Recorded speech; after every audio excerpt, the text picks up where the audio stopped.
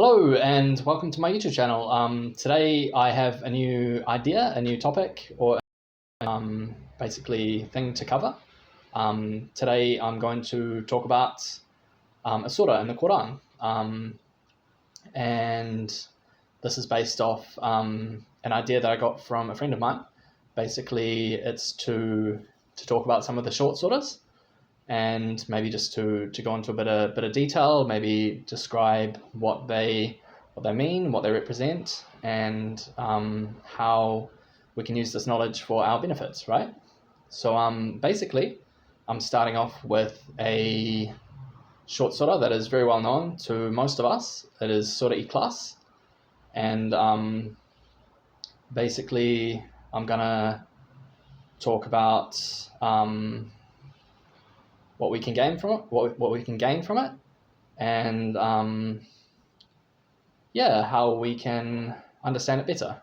So I'm just going to start with a little, I guess, a spiel.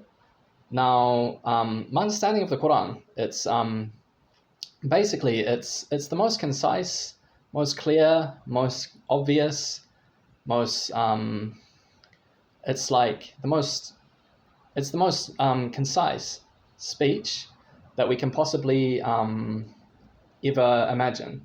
It's probably one of the good things about it. As soon as we read it, and as soon as we get it into our heads, or wherever else. I mean, I guess as soon as we read, I think that any further explanation that we can give beyond what the Quran says, it's almost it's just like icing on the top of the cake, right? But the Quran itself gives such a clear, concise, and obvious sort of description of so many things, and especially this one surah is probably like it basically describes the essential doctrine of Islam, but I guess for the sake of this video and for the sake of whoever's watching, I'm just going to go into some detail, and hopefully we can benefit from it. And I'll start by, firstly, I'll recite in Arabic, then I'll recite the surah in English, and then I'll go into a bit more detail about the meanings, my understanding of these verses, and hopefully it's all good. So yeah, firstly in Arabic. Bismillahirrahmanirrahim. Qul huwallahu ahad, Allahu samad, lam yalid wa lam yulad, wa lam yakul lahu kufuwan ahad. And in English. In the name of God, most gracious, most merciful. Say, He is God, the one and only. God, the eternal, absolute. He begets not, nor is He begotten, and there is none like unto Him. Now, if I were to try to make this any more concise, I couldn't. It's the perfect, basically, description of the oneness of God, and basically once you have this understanding, it's very hard to basically deny its perfection. But for the sake of this video, I'm just going to go into a bit more detail, hopefully in all goodness. Hopefully we can gain something from my explanation. So I'll just start by reading in English. So the first verse, Bismillah. Say, He is God, the one and only. So to me, there's two parts to this. Firstly, say He is God.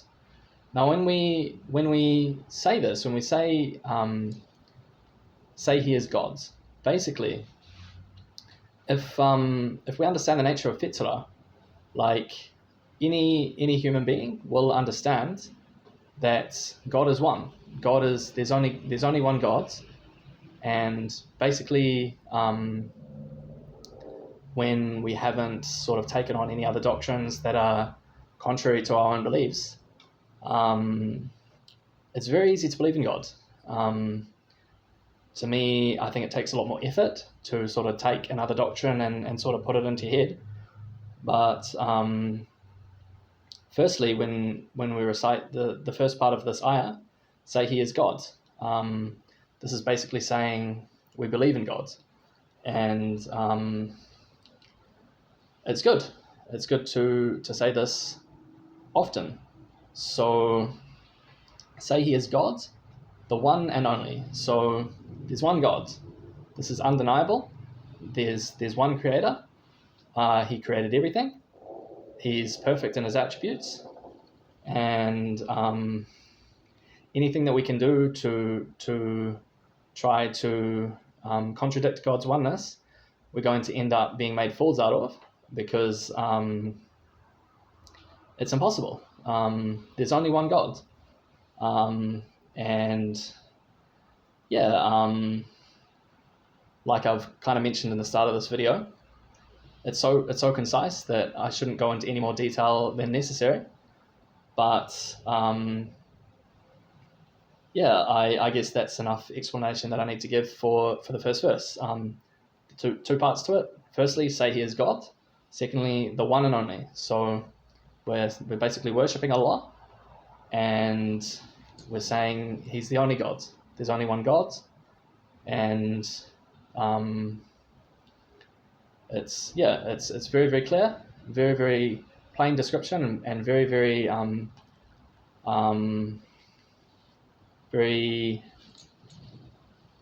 very obvious as well. So the second verse, God, the eternal, absolute. So again, the way I see it, this verse has two parts to it. God, we're saying it again. We're saying the name of Allah, God. And what is it about God?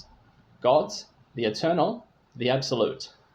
So basically God, He has always existed, and He's absolute. So any description that we can try to make up within our own minds, our own understanding, will never amount to the perfection that is essentially the oneness of Allah. So yeah, I'll probably not go into any more detail than that, but it's good to have this explanation, to have this understanding that Allah is eternal, He is absolute, and that's the reason why we worship Him. That's why. I mean, yeah. Anyway, so the third verse, the third ayah, He begets not, nor is He begotten. So basically, my understanding is this is sort of addressing the doubts or addressing the confusion that there are within those who make the claim, for example, that God is three. They say that God is the Father, the Son, and the Holy Spirit. And basically this ayah basically says no. There's no God doesn't have children. It's not befitting of Allah to essentially, He doesn't need to become a man to prove that He's God. He just is. And that's my understanding. And the second part, nor is He begotten. So God has always been, and we don't need to think about anything beyond that, because Allah has always been, and Allah is one. He is only. He's eternal, and basically He's always been. So nor is He begotten. So Allah is the most perfect, right? And the last part to this surah, and there is none like unto Him. So basically, this last verse in Surah Ikhlas basically describes the fact that no explanation, no human understanding can ever come close to the oneness, to the majesty, to the perfection that is Allah. If we tried, we would be doing ourselves injustice. And all we need to do is know that He's one, and that's everything. So that's my short explanation of Surah Ikhlas. I'm going to make a few more videos, probably focus on the last 10 surah that's in the Qur'an,